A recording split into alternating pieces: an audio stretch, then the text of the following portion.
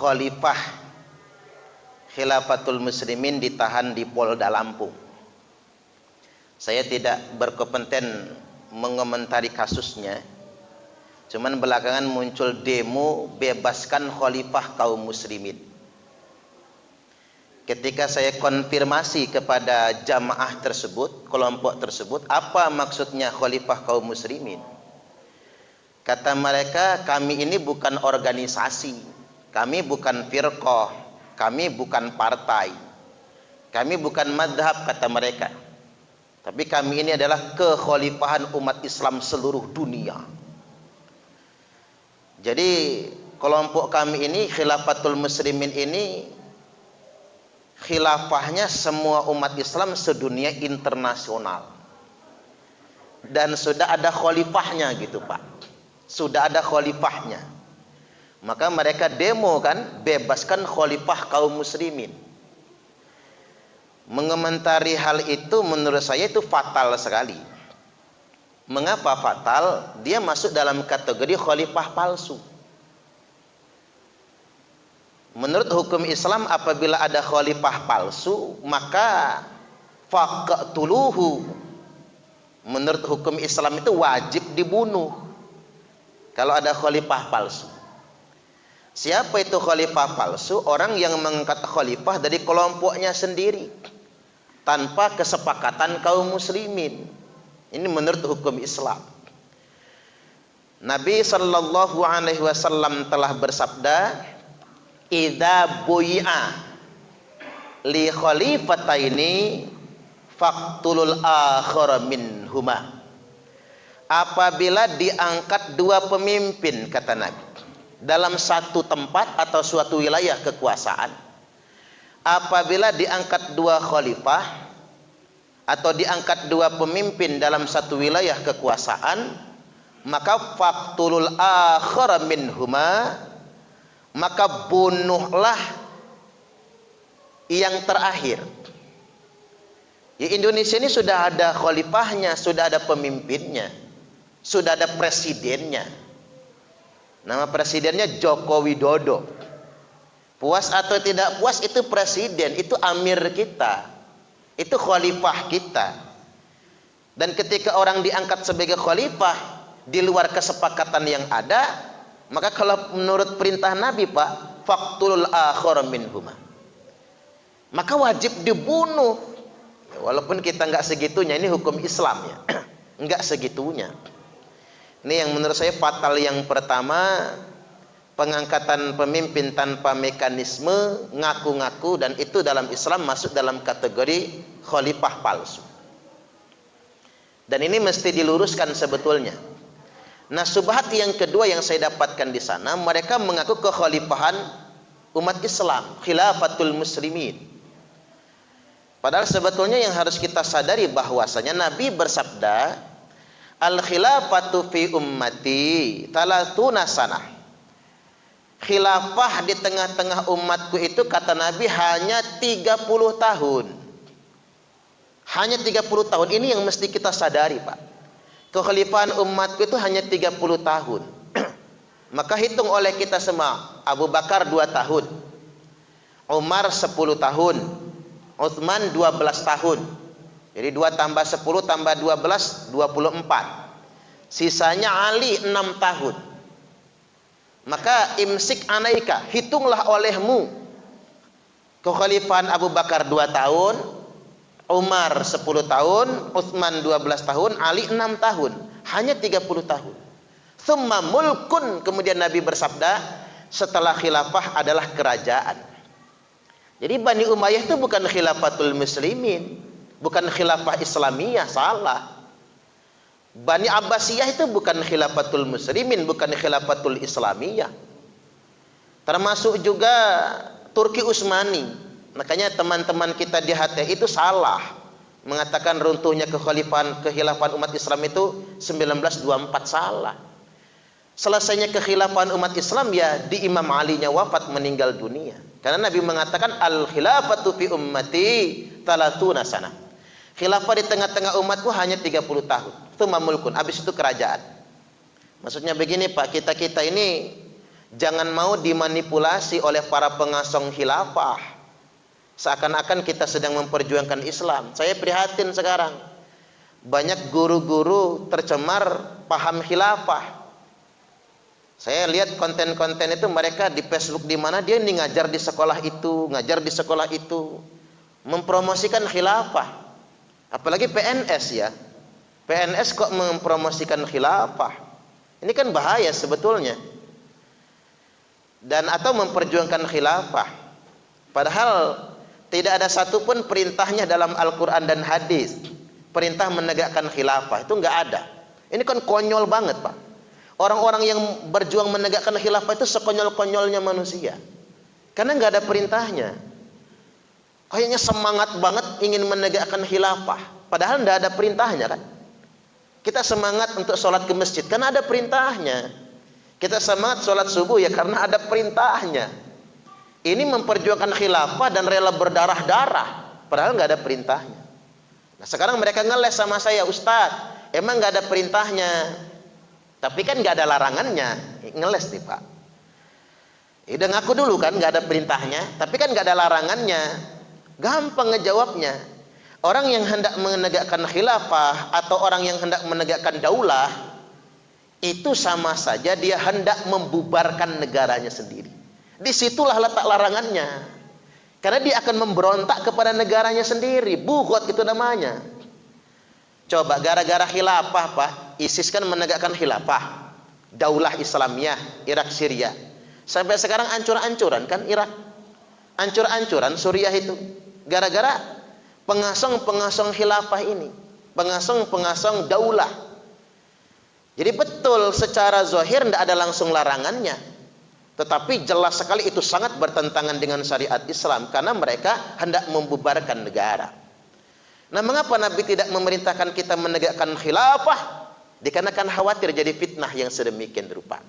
Jadi ini penting betul. Memberikan pencerdasan kepada kita semua.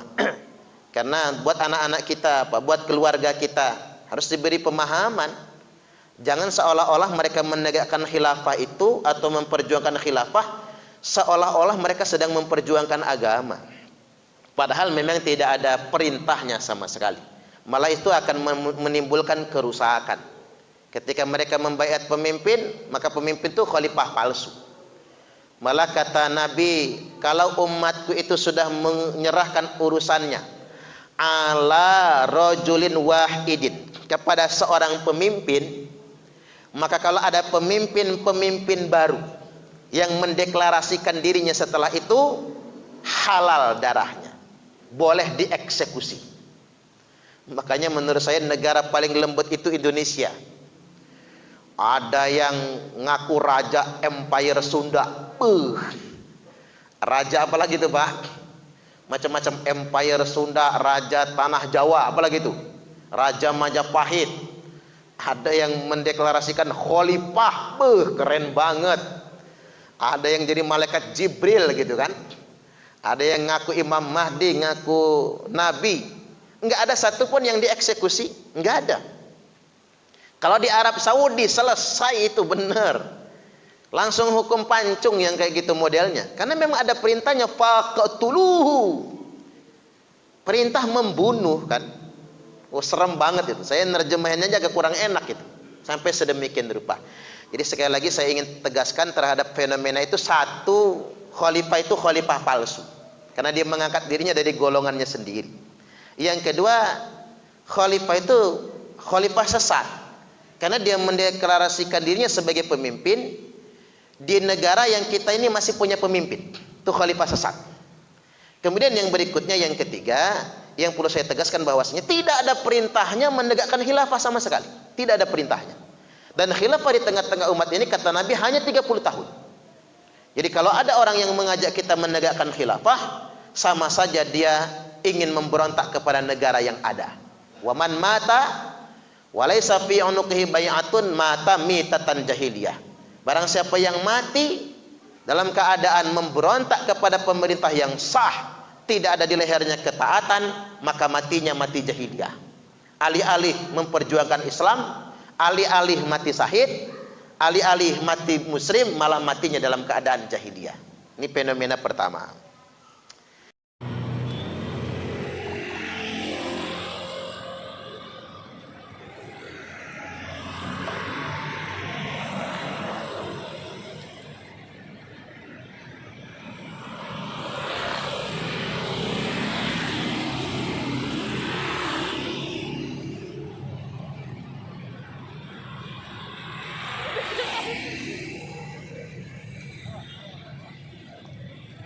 Ngambil materi, sebenarnya materi ini permintaan jamaah gitu. Bukan di Al-Furqan tapi jamaah yang di YouTube ya. Jadi pertanyaannya, apakah menegakkan khilafah itu wajib? Harus gitu. Kalau yang ditanyakan itu jawabannya enggak. Tidak ada satupun perintah dalam Quran maupun hadis yang memerintahkan menegakkan khilafah. Enggak ada. Satu pun enggak ada ayatnya. Satu pun tidak ada hadisnya. Jadi kalau Bapak Ibu berjuang menegakkan khilafah, mubazir. Mubazir sekali. Enggak ada pahala. Bahkan bisa berdosa. Kalau dengan berjuang menegakkan khilafah merusak negara sendiri, kayak ISIS. ISIS kan mendeklarasikan khilafah, tapi negaranya rusak. Irak dan Suriah dosa mereka semua. Itu penjahat itu. Beda dengan sholat. Kalau bapak-bapak sholat, maka itu jelas ada perintahnya. Pahalanya gede. Rakaatal fajri khairum minad dunya wa ma fiha. 2 rakaat subuh lebih baik daripada dunia beserta isinya. Subhanallah. Kita mah kaya enggak seberapa ya Pak ya. Enggak ada ya kaya sebanyak dunia beserta isinya, itu enggak ada. Kita sholat subuh saja itu nilainya lebih baik daripada dunia beserta isinya. Makanya orang yang kehilangan sholat subuhnya sama saja dia kehilangan seluruh dunia beserta isinya. Saking ruginya orang yang kehilangan salat subuh itu. Baik, masuk ke khilafah tadi. Tapi kepemimpinan dalam Islam itu Bapak Ibu sudah Allah takdirkan. Saya mengatakan khilafah itu enggak wajib ditegakkan karena enggak ada perintahnya. Tapi masa kepemimpinan dalam Islam itu sudah Allah takdirkan. Kita tinggal menjalaninya. Nah, ada 5 takdir kepemimpinan. 5 masa, 5 tahap. Tinggal nanti kita mikir, saya ini di masa yang mana, di tahap yang mana. Ada 5 tahap. Ini takdir. Ketetapan dari Allah Subhanahu wa taala. Rasulullah sallallahu alaihi wasallam bersabda, "Takunun nubuwwatu fikum Masya Allahu an takun." Takunun nubuwwatu fikum. Hadir di tengah-tengah kalian ini, kata Nabi, nubuwah. Ini masa pertama kepemimpinan Islam itu nubuwah, kepemimpinan kenabian. Bahasa kitanya presidennya Nabi. Ini presiden. Masya Allahu antakun. Hadirnya masa kepemimpinan nubuah ini atas Masya Allah, atas kehendak Allah. Ini kuncinya ini. Masya Allah. Biasanya kita ini bisa ngomongnya aja kan nggak tahu artinya. Masya Allah, Ustadz Mukmin gantengnya. Manis-manis gimana gitu ya. Kita mah cuman bisa ngomong aja selama ini. Padahal kan artinya Masya Allah, hadirnya itu atas kehendak Allah. Itu Masya Allah itu. Atas kehendak Allah antakun, hadirnya masa kepemimpinan Nabi itu. Tuh, sudah pasti yang pertama. Thumma yarfa'uha. Nah, ini jelas betul, kita harus percaya sama takdir itu. Lalu masa itu, masa nubuah, kepemimpinan Nabi itu yarfa'uha, diangkat, dicabut, Selesai, finish, berakhir. Idza sya'allahu ayyarfaha, kalau Allah sudah berkehendak untuk mengakhirinya. Ini disampaikan Nabi oleh Nabi sendiri loh Pak. Ceramah di hadapan sahabat. Nabi itu ngomongin awak dirinya sendiri kan, ngomongin dirinya sendiri. Berakhirnya kapan ya? Kalau beliau dimatikan Allah, selesai masa nubuah itu. Jadi fase pertama nubuah. Baik, yang berikutnya setelah masa nubuah selesai, thumma takunu khilafatun ala minhajin nubuwah. Lalu hadirlah khilafah. Nah, ini kan khilafah. Khilafah itu tidak diperintahkan tapi hadir atas takdir. Hadirlah khilafah ala minhajin nubuwah, yang cara mimpinnya dengan metode kenabian. Nyerempet lah ya, mepet ke Nabi gitu caranya, cara mimpinnya. Kita nyebutnya khulafaur rasyidin. Khulafaur rasyidin, pemimpin yang mendapat petunjuk, pemimpin pengganti yang mendapatkan petunjuk. Dan itu ada 4 imam, ada 4 khalifah: Abu Bakar, Umar, Utsman, Ali radhiyallahu anhum. Kemudian fatakunu masya Allah antakun. Masa khilafah ini adanya atas masya Allah, atas maunya Allah. Jadi bukan maunya manusia, takdir lagi nih. Jadi hadis ini tidak membicarakan perintah Allah, dirikanlah khilafah, bukan. Nabi sudah katakan nggak usah takut, itu semua sudah ditakdirkan. Adanya atas takdir dari Allah masa khilafah itu. Tsumma yarfa'uha idza sya'allahu ayyarfa'aha. Dan zaman khilafah ini selesai kalau Allah sudah menghendakinya untuk selesai. Habis, finish, berakhir. Maka ada hadis yang lain nyebutnya begini Pak, mungkin ada sahabat yang nanya, berapa lama ya Rasul? Al khilafatu fi ummati 30 sanah. Khilafah di tengah-tengah umatku hanya 30 tahun.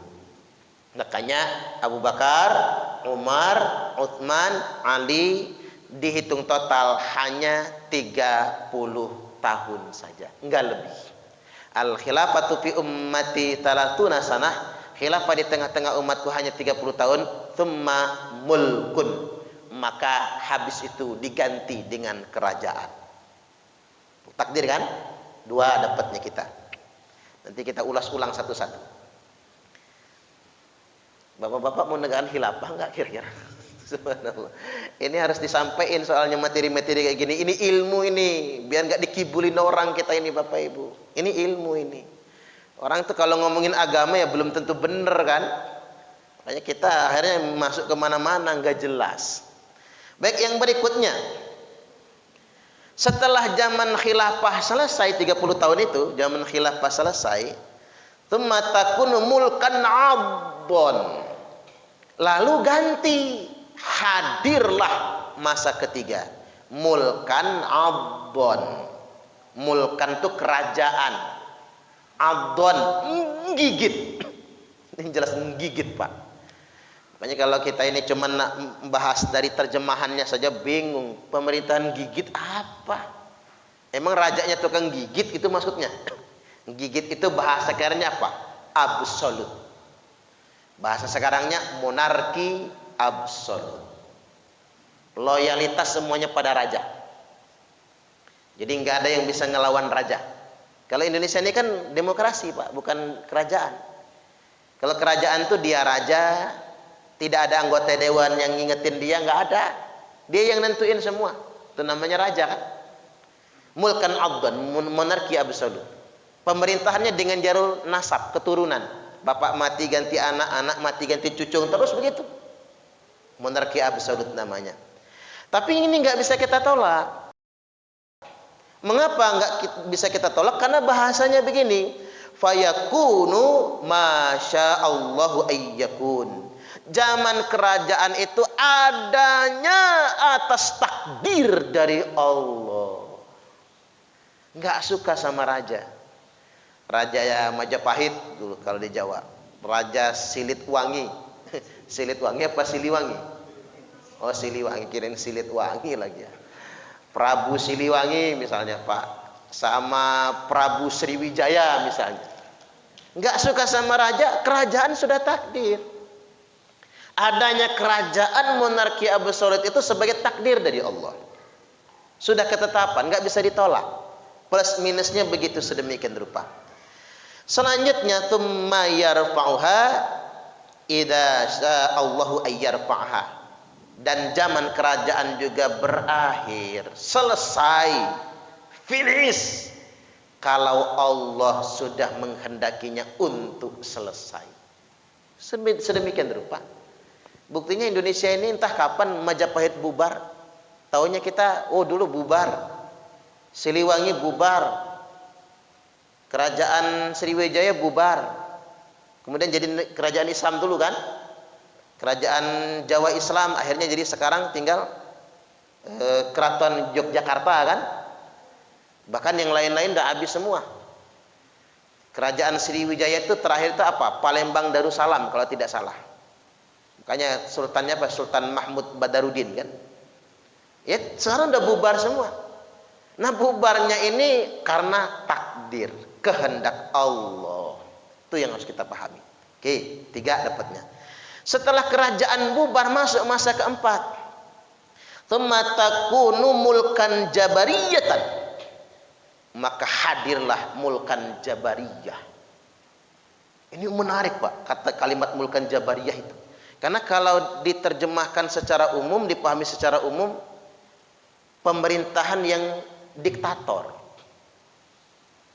Tapi ada juga yang mengatakan kalau diktator identik dengan penjajahan, itu gunakan saja bahasa Jababirah. Tapi mengapa Jabariyah? Ternyata masa ini adalah masa diawali berakhirnya masa kerajaan, diawali dari masa penjajahan. Iya juga ya. Penjajahan Inggris, Portugis, Belanda. Nah ini korban Belanda nih kita sama Jepang ya. Penjajahan Jepang gitu. Masa penjajahan dulu. Nah dari masa penjajahan itu mulkan jabariyahnya menjadi dari masa penjajahan menjadi masa kebebasan. Ada yang mengatakan demokrasi sekarang ini khilafah. Tapi saya mengambil pendapat ya, asumsi zaman demokrasi sekarang bukan khilafah, tapi zaman mulkan jabariyah, kebebasan. Nah kita masuk ke fase itu. Setelah kita menghadapi kediktatoran, kita masuk zaman kebebasan. Fatakunu masya Allahu antakun. Nah zaman demokrasi ini adanya atas takdir dari Allah. Makanya ada yang teriak-teriak demokrasi haram, nggak tahu takdir deh itu, nggak tahu takdir Pak. Ngapa haram? Karena nggak sesuai dengan sistem Islam. Gaya lo ngomong nggak sesuai dengan sistem Islam. Sekarang begini Pak, zaman kerajaan itu apa sesuai dengan sistem Nabi? Nggak sesuai kan? Nabi nggak pernah lah nurunkan kekuasaan sama anaknya, nggak pernah kan? Dan kerajaan itu bayangkan Bapak Ibu, berapa abad ya? Bani Umayyah itu hampir 1 abad. Bani Abbasiyah itu 6 abad kalau nggak salah, apa 7 abad ya. Masuk ke Turku Utsmani itu 3 abad. Berarti Pak di atas 10 abad zaman kerajaan itu. Nah kalau kerajaan itu nggak sesuai dengan sistem Islam dan haram, masuk neraka semua dong. Orang selama 11 abad itu, penuh neraka itu. Semua orang masuk neraka, penuh Pak, penuh. Makanya mohon maaf yang ngotot-ngotot khilafah yang katanya demokrasi haram, ikut nyoblos masuk neraka itu, emang dia Tuhan tah? Sedemikian rupa, emang dia Tuhan sedemikian rupa. Ini perlu, makanya ilmu itu begini. Makanya kalau bisa selagi bisa ya Pak, Bu, anaknya belajar masukin pondok Pak, biar pahamnya nggak macem-macem lah. Kalau nggak mondok itu bahaya juga. Pondok-pondok yang benar gitu. Minta antar sama Ustadz Mukmin lah ke Jawa Timur sono. Biar ngaji kitab kuning macam begini. Biar nggak gagal paham gitu. nggak sesat paham gitu. Sedemikian rupa ini berbahaya. Kita nanti merasa benar, padahal salah kan? Jadi zaman demokrasi itu adalah zaman takdir dari Allah, nggak bisa ditolak. Udah belum pemilihan RT-nya? Udah ya. Subhanallah, itu resiko konsekuensi demokrasi pemilihan RT itu. Nggak apa-apa, jalani. Seneng milih, nggak seneng golput gitu. Atau nggak seneng semua, nyalon sendiri kalau dipilih. Kalau nggak kepilih ya malu-maluin, nggak apa-apa lah. Itu resiko kehidupan ya Pak. Itu memang sedemikian rupa. Jadi demokrasi itu atas takdir dari Allah, atas ketetapan. Tidak bisa kita tolak. Nah, apa ini selamanya? Enggak juga, ge. Tsumma yarfa'uha idza sya'allahu ayyarfa'aha. Zaman ini juga berakhir kalau Allah sudah menghendaki untuk berakhir. Ya, karena kita ini hidup di zaman keempat, ya sabar aja. Mau sampai kapan demokrasi, ya sabar. Sabar aja. Kita ulas satu persatu lagi nantinya. Kemudian baru masuk fase yang terakhir, yang kelima. Tsumma takunu khilafatan. Dihadirkan lagi khilafah. Ala minhajin nubuwah. Dari metode, dengan metode kenabian. Ujungnya masih khilafah itu. Wasakata, tsumma sakata. Lalu Nabi diam. Tsumma sakata. Nabi diam. Ngapa Nabi diam? Kalau Nabi diam berarti ada sesuatu yang dirahasiakan, tidak ingin disampaikan. Maka ulama menebaknya, apa kata ulama? Karena habis itu langsung datang kiamat. Makanya orang yang terburu-buru ingin menegakkan khilafah berarti pengen cepetan kiamat. Bapak-bapak pengen cepet gak kiamat? Kalau saya nggak mau Pak cepet kiamat, cepet mati aja takut saya, apalagi cepet kiamat ya. Baik, saya ingin pertegas satu persatu dulu. Nah, khilafah itu kayak mana? Nanti harus ada penegasan. Biar kita ini nggak ngebet banget gitu. Biasa aja guys jalaninnya itu. Satu, masa nubuah. Fase pertama itu nubuah. Nubuah ini takdir. Dan pimpinannya tuh Nabi. Masa nubuah ini unik Bapak Ibu. Dia eksekutifnya, dia legislatifnya, dia yudikatifnya. Pemerintahnya dia, yang mengawasi dia, penegak hukumnya dia juga. Dan yang hanya bisa melakukan itu hanya Nabi, hanya Nabi. Kalau saya nggak bisa Pak, umpama saya jadi pimpinan, jadi presiden. Saya presiden, saya penegak hukumnya, saya dewannya. Mungkin kalau saya bisa begitu, saya langsung jadi Fir'aun Bapak Ibu. Semua cewek cantik tak nikahi semua itu. Bener aja, namanya raja Pak. Sekarang aja nggak berani karena bukan raja ya. Karena ngapa? Kan raja. Kayak Nabi Sulaiman 1000 bininya. Beuh. Subhanallah, kita aja 2 nggak sanggup nambah ya Pak ya. 1000 raja. Semua orang yang ngelawan saya tak sembelih, percayalah. Yang merotes saya, protes Raja Suparman, anak buah, potong lehernya itu. Potong lehernya itu. Makanya bingung Pak, orang ngomong pengen pemerintahan persis kayak Nabi, yang nggak bisa ge. Gimana caranya coba? Siapa yang bisa bijaksana itu? Siapa? Makanya bener lah kayak di kita ini, ada eksekutif, ada legislatif, ada yudikatif. Kalau nggak ada kontrol. Gubernur itu masih takut-takut korupsi karena ada yudikatif, ada KPK. Itu pun masih juga korupsi kecolongan KPK-nya. Gubernur wali kota itu masih Pak. Tapi akan ada yang ditakuti. Takut sama jaksa, takut sama KPK. Ada yang ditakuti. Menteri, ada yang ditakuti. Nah hebatnya di Indonesia ini begini Pak, sistem presidensial murni. Presiden itu megang HP aja nggak boleh. Gak enak ya jadi presiden nggak bisa Facebookan. Presiden itu megang HP aja nggak boleh loh Pak. Jadi harus orang yang pegang. Jadi dia nggak bisa ngotak-ngatik anggaran. Karena di Indonesia itu ada sistem imun. Presiden harus kebal hukum. Maka dia tidak boleh ngurus anggaran. Makanya mentok-mentok yang masuk penjara itu menteri. Karena dia yang punya kuasa anggaran gitu. Sebagai eksekutornya. Balik lagi. Nubuah. Nah mengapa itu bisa? Karena yang mimpin Nabi. Nabi itu tidak pernah mengikuti hawa nafsunya. Nabi tunduk semata-mata kepada Allah. Makanya kalau pengen pemerintah yang sempurna, yang memimpin harus Nabi dong. Harus sesempurna Nabi itu. Masalahnya sekarang ini Nabi kan nggak ada lagi. Sudah akhir Nabi kita Nabiullah Muhammad sallallahu alaihi wasallam. Masa ini, masa nubuah itu tidak lama Bapak Ibu, hanya 10 tahun. Sebentar betul kan? Nangis semua sahabat Pak. Dari Mekah ke Madinah, hijrah kan? Kan Nabi belum menjadi raja waktu di Mekah. Itu masih pontang-panting sama sahabat. 13 tahun dakwah iman di Mekah. Hijrah ke Madinah, baru punya pondasi negara. Madinatul Nabi, Madinatul Munawwarah. Nabi jadi presidennya. 10 tahun cumanan wafat meninggal dunia. Hijrah kan umur 53. Wafatnya umur 63. 10 tahun cuman. Jadi masa nubuah kepemimpinan pemerintahan Nabi ya 10 tahun. Kemudian diganti dengan khilafah, metode kenabian. Khilafah ala minhajin nubuah, kepemimpinan dengan metode kenabian. Artinya gini, yang mimpin manusia biasa, tapi akhlaknya nyontoh Nabi. Makanya dipilih, terpilih kan? Itu pun dengan pemilihan. Siapa? Khalifah Abu Bakar, Umar, Utsman, Ali. Itu pun apa sempurna? Tetap ada kekurangannya, Pak. Oke, di masa Abu Bakar tegang di Sakifah Bani Sa'idah. Sahabat itu sudah cabut-cabutan pedang. Berdebat siapa yang layak menggantikan Nabi. Subhanallah. Itu Nabi belum dimakamkan loh, Pak. Nabi kan wafat hari Senin. Dimakamkannya malam Rabu. Itu sedang cabut-cabutan pedang, tegang.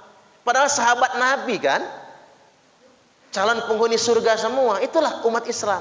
Kalau sudah ngomongin kekuasaan, lemah persaudaraannya.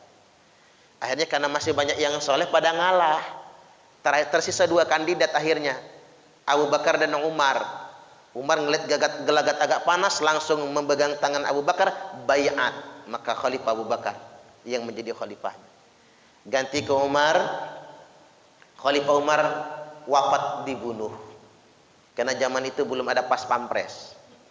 Kalau ada pas pampres mah nggak bisa, nggak orang membunuhnya. Habis Umar, Khalifah Utsman. Khalifah Utsman itu 12 tahun menjadi khalifah. Setelah 10 tahun jadi khalifah, masuk 2 tahun terakhir banyak fitnah. Nah itu pelajaran bagi kita. Kalau jadi penguasa paling lama 10 tahun, jangan kelamaan. Enggak bagus, Pak. Karena Khalifah Utsman setelah 10 tahun masih anteng. Habis 10 tahun banyak fitnahnya. Banyak ujian yang berat. Banyak kata-kata yang gak enak didengar. Makanya Pak Karno karena menetapkan diri sebagai presiden seumur hidup, jatuh akhirnya. Allah gak ridho. Pak Harto 32 tahun berkuasa, kesuwen. Jatuh juga. Sampai-sampai saking betahnya Pak Harto jadi presiden.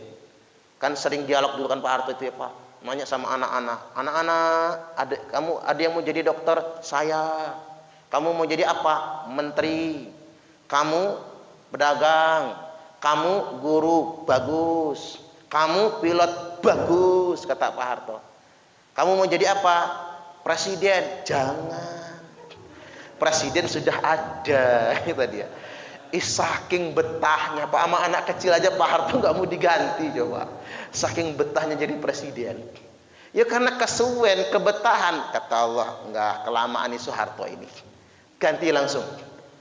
Ditumbangkan tahun 98 itu. Makanya benarlah undang-undang di Indonesia itu presiden hanya boleh menjabat 10 tahun. Wali kota bupati juga begitu. Karena kalau sudah lebih, percayalah sama saya. Kalau sudah kelebihan pasti banyak fitnahnya. Mbok ya kalau sudah tahu 2 tahun gantian. Setuju nggak kira-kira? Ya mas saya lah minimal gantian nanti. Nyalon wali kota Bandar Lampung ya Bu ya. Ada aja ya. Jangan kelamaan, gantian itu bagus demi regenerasi sebetulnya. Baik, kembali lagi. Khalifah Utsman banyak fitnahnya Pak. Sampai Khalifah Utsman dibunuh oleh sahabat Nabi sendiri, Amr bin Yasir. Jadi jangan dianggap pemerintahan manusia itu zaman Islam itu sempurna, enggak, masih ada celahnya. Masih ada kekurangannya. Tapi jangan bahas aibnya terus, karena kebaikannya juga banyak. Itu maksud saya. Tapi jangan seolah-olah dibuat seperti sempurna, tidak. Oh, manusia biasa kok. Setelah Khalifah Utsman wafat diganti Imam Ali, terjadilah perang saudara pertama dalam sejarah Islam. Di zaman Ali, perang Jamal, perang Siffin. Yang meninggal dunia Bapak Ibu, perang Jamal itu kan perang Ali sama oposisi Aisyah Ummul Mukminin. Bayangin. Sahabat Nabi semua kan, keluarga Nabi semua perang antar sesama. 18.000 sahabat Nabi wafat meninggal dunia. 6 bulan kemudian Muawiyah yang berontak. 80.000 sahabat Nabi wafat meninggal dunia. Sampai akhirnya di akhir masa kepemimpinannya, Imam Ali sedang ngimami sholat subuh tanggal 7 Ramadan kalau tidak salah. Ditikam lehernya oleh Abdurrahman bin Muljam. Siapa itu Abdurrahman bin Muljam? Salah satu sahabat Nabi yang hafal Quran. Jidatnya hitam kapalan saking rajinnya sujud, tapi dia mengkafirkan yang tidak segolongan sama dia. Makanya bahaya Pak kalau ketemu golongan yang suka mengkafir-kafirkan orang. Nah, Abdurrahman bin Muljam itu. Jangankan saya cuman Suparman. Jangankan panjenengan sampean Bapak Ibu, Ali aja dibunuh oleh mereka. Apalagi kita Pak. Kalau bisa dibom kita ini. Ali aja dibunuh, sahabat loh Ali itu. Dijamin masuk surga.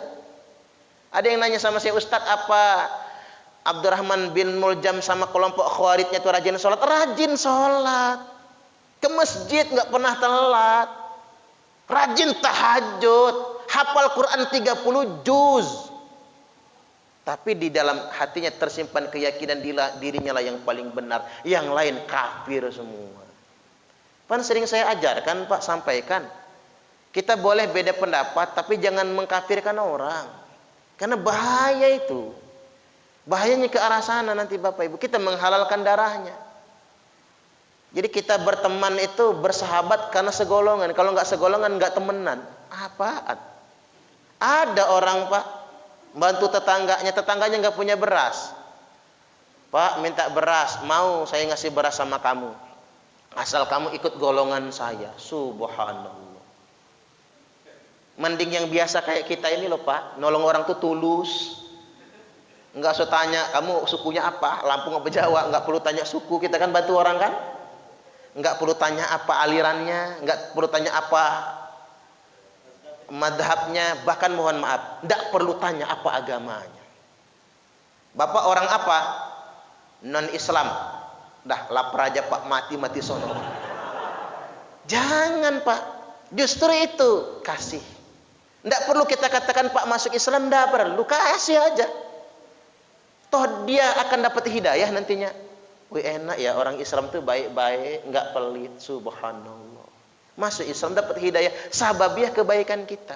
Makanya itu enak tuh muslim-muslim yang netral kayak kita inilah. Enggak perlu berbuat baik itu harus memandang dia sekelompok sama saya atau tidak. Sepaham sama saya apa tidak. Bahkan yang bahaya betul tuh 2019. Orang temenan itu sama nggak pilih presidennya sama saya. Masya Allah. Kalau kayak gitu model rusak lah kita akidahnya. Saya sama istri aja beda, kok pilih presiden? Beda saya. Sama istri saya beda. Begitu keluar dari TPS, dah kamu pilih apa? Si A, Abi, si B. Kata saya tos dulu kita. Saya ajak tos. Bagus kamu. Berani beda sama suami. Saya nggak perlu marah, awas kamu ya, nggak tak kasih jatah bulan ini. Dia juga ngomong begitu, awas Abi juga nggak gua kasih jatah kata dia. Nanti sama-sama ngeboikot Pak. Jadi saya ingin tegaskan sekali lagi Bapak Ibu, zaman khilafah itu kelemahannya di sana juga. Ada kelemahan tetap Pak. Nah masuk fase ketiga, yakni zaman mulkan abdon, monarki absolut. Kelebihan monarki absolut ini nggak ada kos politik. Nggak perlu pemilu kita, nggak perlu pilkada, nggak ada kos politik. Jadi transisi pindah raja itu nggak perlu pakai pemilu bertriliun-triliun, nggak perlu ada TPS, KPPS, nggak perlu ada KPU, Panwaslu, nggak perlu. Cukup mati aja rajanya, ganti itu. Sedemikian rupa transisinya gampang, nggak ada kos politik, pembangunan fokus. Coba lihat di Arab itu Pak. Di Arab itu kan fokus pembangunan kan. Nggak pernah ada pilkada, nggak ada pemilu. Uang buat pemilu, uang buat pilkada, buat pembangunan.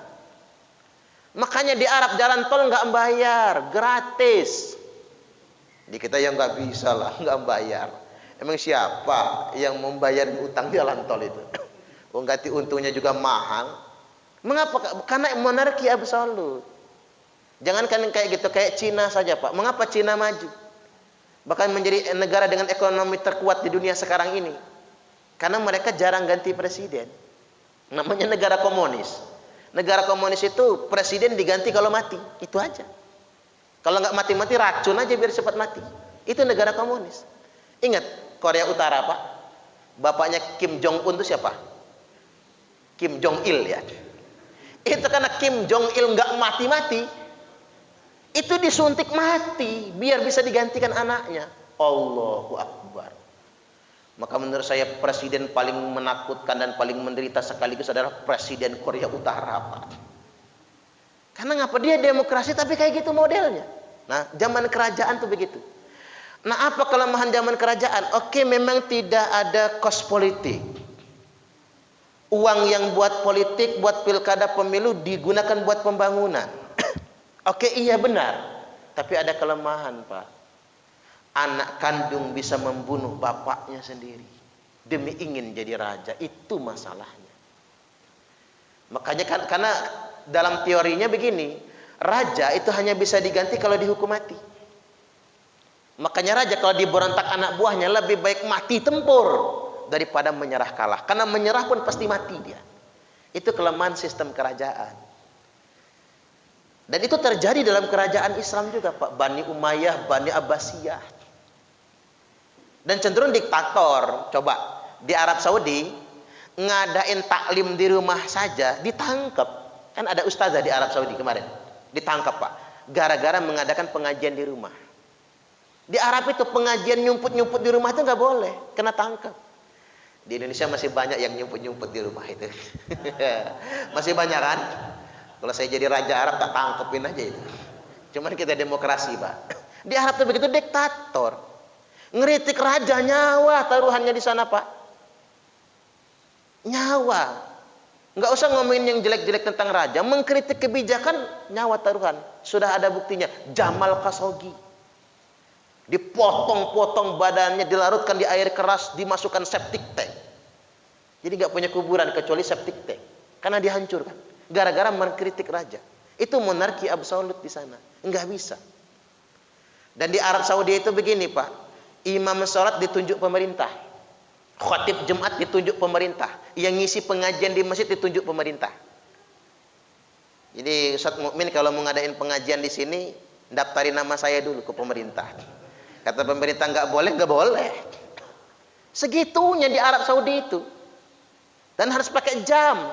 Dan nggak boleh pakai mic luar. Segitunya. Seketat itu mereka. Dan diawasi. Sedikit saja mengkritik pemerintah langsung ditangkap. Dan diancam dengan pasal bugot. Pancung hukumannya. Serem banget ya. Ada kelemahan sistem kerajaan itu. Apa kita mau yang balik ke sistem kerajaan? Bosan lah ngeliat Pak Jumiran terus jadi raja ya. Subhanallah. Pak Jumiran anak Pak Jumiran gitu ya. Bosan Pak. Karena resiko kerajaannya begitu. Dia terus nggak ganti-gantian kan. Hanya kekayaan terpusat pada keluarga mereka saja gitu. Itu sistem kerajaan. Nah sistem kerajaan ini paling lama dalam Islam. Jadi sistem nubuah 10 tahun kan. Sistem khilafah 30 tahun. Nah sistem yang ketiga ini mencapai 11 abad lebih dalam sejarah Islam. Bahkan mungkin 12 abad. Lama sekali masa kerajaan itu. Subhanallah. Nah itu takdir dari Allah. Dan Islam mengalami puncak keemasan. Dan di masa kerajaanlah Islam tersebar ke seluruh dunia. Yang sepertiga penduduk dunia ini sekarang beragama Islam. Jasa sistem kerajaan juga sih. Nggak bisa kita sia-siakan. Dulu Eropa mah belum ada apa-apanya sama kerajaan Islam. Mulai dari Bani Umayyah, Abbasiyah sampai Turki Utsmani itu. Sampai ada kerajaan Mughal. Wah, Raja Mughal itu kan Islam. Istrinya itu siapa namanya? Yang Hindu Pak dibikinkan Taj Mahal. Korban film India kita ini ya. Subhanallah. Kira-kira begitulah Pak. Taj Mahal itu kan bikinan kan, pemberian raja buat istrinya yang beragama Hindu untuk menundukkan hatinya agar dia mau Islam. Subhanallah. Nah, zaman kerajaan berakhir, masuk zaman demokrasi. Zaman demokrasi ya sekarang ini. Ini takdir dari Allah. Wajib kita jalani. Enggak boleh kita abaikan. Berpartisipasi. Walaupun kita sesuai dengan makom masing-masing. Karena mengapa? Innaha amanah wa innaha nadamah. Jabatan itu amanah. Dan sesungguhnya dia akan menjadi sesalan pada hari kiamat nantinya. Betapa banyak orang menyesal gara-gara lalai dengan amanah yang telah dibebankan kepadanya. Di demokrasi ini kita jalani. Dan Indonesia belum nyampe 1 abad loh Bapak Ibu demokrasinya. Kita merdeka tahun berapa? 45 kan? Sekarang tahun 2021 ya. Berarti sekarang berapa tahun kita? 77 ya Pak. 76 ya. 76 tahun. Nanti bulan Agustus kita 77 tahun. Kemerdekaan kita belum nyampe 1 abad. Seandainya sama dengan masa khilafah, masa kerajaan, setidak-tidaknya butuh 10 abad lagi untuk menyelesaikan zaman demokrasi. Kira-kira umur kita nyampe enggak? Enggak nyampe lagi. Artinya Pak, jangan nunggu, jangan buru-buru, jalanin aja demokrasinya. Nah, nanti setelah demokrasi selesai, datanglah khilafah dengan metode kenabian. Akhir zaman ini adalah khilafah lagi. Khilafah itu siapa? Yang dikatakan khilafah itu Pak, dunia dipimpin oleh satu raja. Satu raja. Enggak bisa khilafahnya cuma di Bandar Lampung. Apa? Saya nanya, kamu punya khalifah di mana? Di Bandar Lampung. Kok dikit amat ya? Khilafah itu sumul internasionali. Terus kalau dipaksakan sekarang, rembuk presiden-presiden mau mendirikan khilafah. Ada Ajubidin kan, yang dari Amerika itu kan, orang Lampung yang jadi presiden Amerika itu, Ajubidin. Ada Joe Biden, Pak ya, ada Joe Biden, ada Donald Trump gitu kan, ada Jokowi gitu ya, ada Raja Arab, apa raja siapa? Raja Salman, ada Perdana Menteri Malaysia, rembuk, kira-kira siapa yang jadi khalifahnya? Yang mana maulah Joe Biden jadi anak buahnya Jokowi? Nggak mau kan? Kata Jokowi, Joe Biden, saya Jokowi misalnya, saya aja jadi khalifah. Nggak maulah Joe Biden ya Pak. Saya aja, kata Joe Biden. Rebutan. Jadi yang namanya khalifah itu dunia internasional dipimpin oleh satu raja. Ini tak selesai dulu aja, nggak apa-apa belnya itu. Ini uzur syar'i. Dipimpin oleh satu presiden, oleh satu raja. Dan nggak bisa Pak, kalau bukan Nabi yang jadi presidennya. Nah makanya sebetulnya Bapak Ibu, khilafah akhir zaman itu siapa khalifahnya? Nabi Isa Al-Masih alaihi salam. Makanya saya sampaikan, mubadir menegakkan khalifah itu. Kalau ada orang menegakkan khilafah dan dia ngaku khalifahnya, itu khalifah palsu, bohongan. Karena khalifah beneran bukan Jokowi, bukan Ajubidin, bukan Donald Trump, bukan. Bukan Raja Salman, bukan Pak Jumiran juga. Cuman kayaknya Pak Jumiran itu kurang keren loh Pak namanya ya. Nabi Jumiran gitu, kurang keren lah. Yang bisa jadi khalifah cuman satu orang. Nabi Isa Al-Masih alaihi salam, karena beliau yang Allah takdirkan turun lagi. Gimana kerangka teorinya? Saya tambah apa kan? Ini udzur syar'i. Kalau di pondok ini enggak apa-apa bablas ini Pak. Jadi begini, ada duduk soalnya begini Bapak Ibu. Nanti dunia ini akan kacau balau Pak. Terjadi kemarau 3 tahun berturut-turut, orang kelaparan semua. Dunia hancur, keluar Dajjal. Dajjal menjajah dunia. Jadi semua negara, semua bangsa dijajah, disiksa oleh Dajjal. Amerika bubar, Cina bubar, Eropa bubar, Indonesia bubar negaranya. Semua bubar, perusahaan bubar, PLN bubar. Nggak bisa ngidupin lampu ini, orang kelaparan semua kok. Nah Dajjal datang keliling ke setiap kota, menawarkan bisa memberikan makan. Banyak orang kemudian menjadi kafir karena saking kelaparan dia nggak tahan Bapak Ibu. Nah, orang yang bisa membunuh Dajjal, dialah pahlawannya, superhero-nya. Dan dalam perang itu Bapak Ibu yang bisa membunuh Dajjal hanya Nabi Isa Al-Masih alaihi salam. Setelah Dajjal terbunuh di Palestina, Palestina nanti pusat perangnya. Dajjal terbunuh, maka Nabi Isa didaulat menjadi khalifah internasional. Jadi raja internasional. Di dunia ini wa yuhlikul milal, Nabi Isa akan menghapuskan semua agama illal Islam, kecuali cuman Islam saja. Rukun, karena Nabi Isa dulu masih bujang, begitu dia jadi khalifah nanti menikah Bapak Ibu. Saya doakan istrinya orang Waidadi baru lah. Pokoknya flyover gitu ya Pak, turun flyover dikit masuk jalan Kusuma Bangsa. Dia tinggal milih aja mau anak siapa ya. Begitu. Nah, Nabi Isa menikah, punya anak cucu nantinya, kemudian wafat meninggal dunia setelah 40 tahun menjadi khalifah. Wafat meninggal dunia Bapak Ibu dan dimakamkan dengan cara muslim, dimandikan, dikafani, disolatkan dan dikuburkan. Setelah itu enggak lama terjadilah kiamat kubro. Itulah khilafah yang sebenarnya. Baik, waktu kita memang terbatas dan tidak ada tanya jawab, tapi saya ingin mencerahkan. Masalah khilafah ini bukan sesuatu yang diurus oleh kita, tapi urusan Allah. Maka jangan mengintervensi urusan Allah Ta'ala. Makanya tak ada satupun perintahnya dalam Quran, satu ayat pun gak ada. Dalam hadis satu ayat pun gak ada yang memerintahkan menegakkan khilafah. Dan kalau ada orang yang mengaku khalifah dari sebuah khilafah, Pak, itu khalifah palsu. Karena khalifah yang sebenarnya adalah Nabi Isa Al-Masih alaihi salam. Baik, mudah-mudahan ini semua bisa diambil manfaatnya. Kita tutup dengan doa kifarat majlis. Subhanakallahumma wa bihamdika asyhadu an la ilaha illa anta astaghfiruka wa atubu ilaik. Wallahul muwaffiq ila aqwamit thoriq. Assalamualaikum warahmatullahi wabarakatuh.